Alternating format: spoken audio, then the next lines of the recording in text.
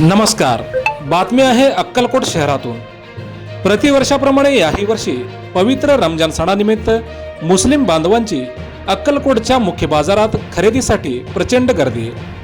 मुस्लिम धर्मियांचा उद्या रमजान ईदचा महत्त्वाचा दिवस.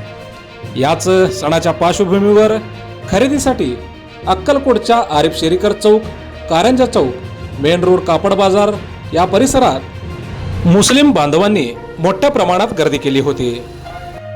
अक्कलकोट शहरातील आरिफ शेरीकर चौक, मक्का मस्जिद परिसरात मेना बाजारात खरेदीसाठी अक्कलकोट शहरातील व ग्रामीण भागातील नागरिकांची प्रचंड गर्दी उसळली होती.